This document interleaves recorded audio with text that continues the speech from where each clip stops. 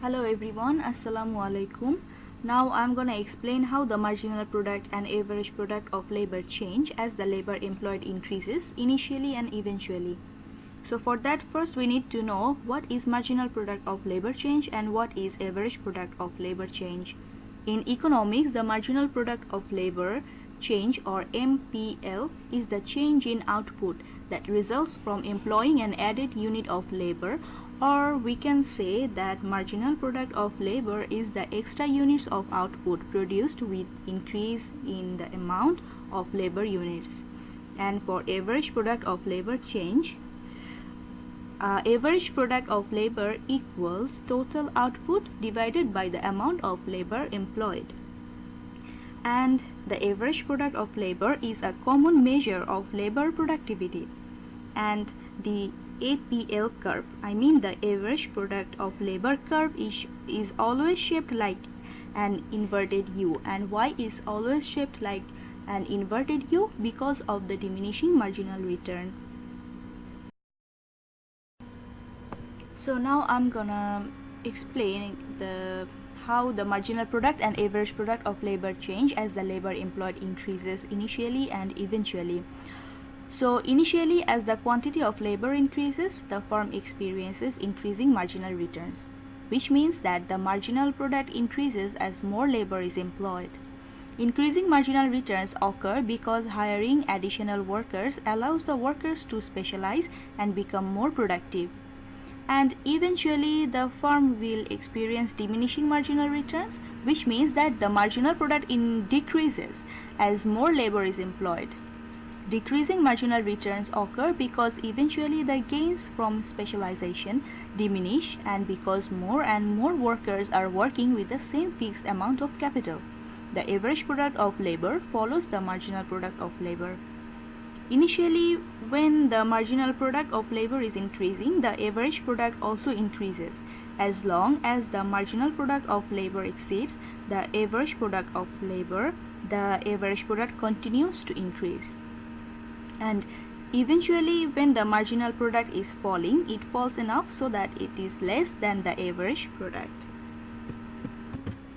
And here in this graph, we can see that when the marginal product of labor curve is going up, it is here the average product curve is also going up at the same time. And when the marginal product curve reaches at its high point, so it will start to decrease, and the average product curve is also start to decrease at the same time. And then these two curves will intersect with each other when at average product's high point. So this point is maximum average product, and in this point the average product curve is in its high point. Hello everyone, my name is Mariam and I'm going to represent to you question number 2. The question states that what is the law of diminishing returns? Why does marginal product eventually diminish?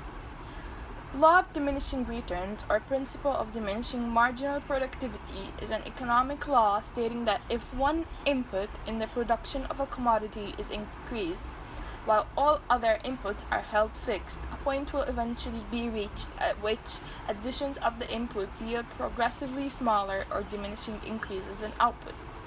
For example, factory employees work to manufacture a product. As long as all other factors of production stay constant, at one point each supplementary worker generates less output than the other worker before him.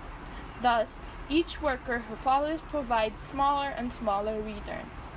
If the factory continues to add new workers, it eventually becomes so cramped that additional workers hinder the efficiency of other employees, thereby decreasing the factory's production. As you can see in the graph, you have the y-axis as your total output and the x-axis as your total input.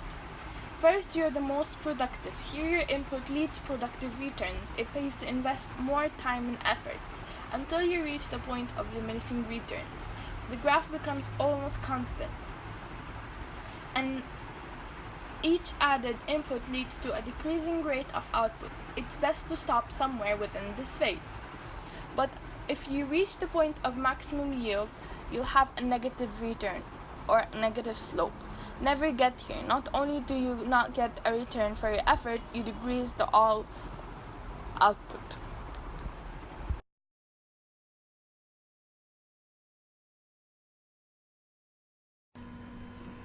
So coming to the next question, here the question recurs the explanation of the relationship between marginal product and average product.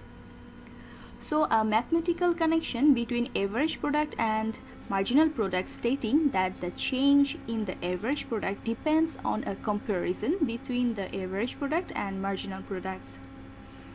So firstly, marginal product is the increase in total product as a result of adding one more unit of input.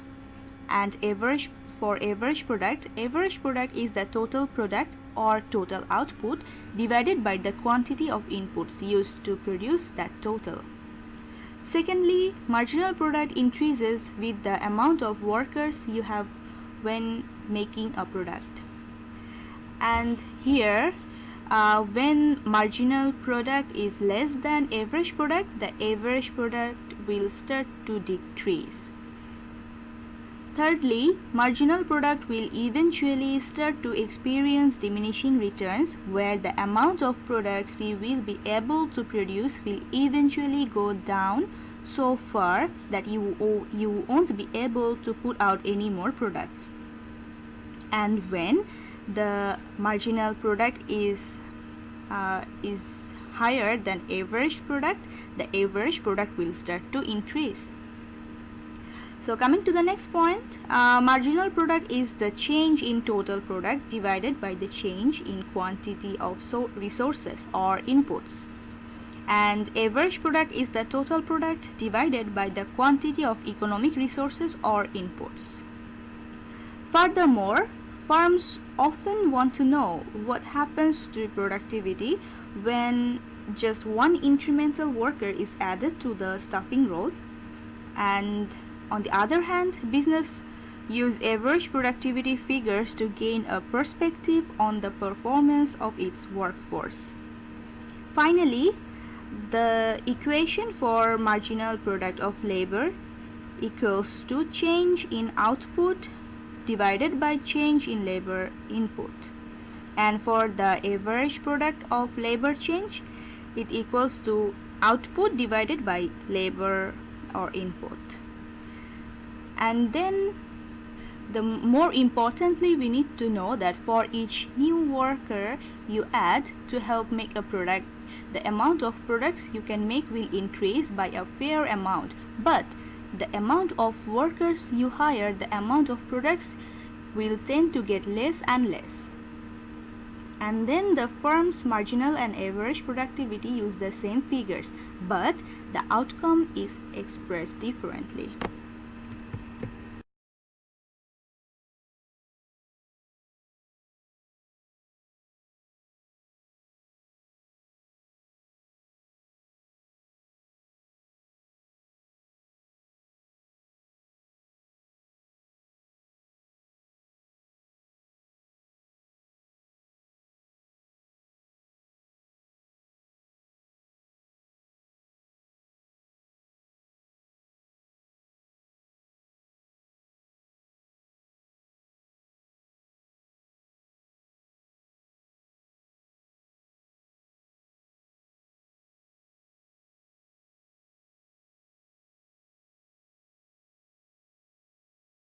For question number 6, the questions want us to find total output, marginal product of variable input, and average product of variable input.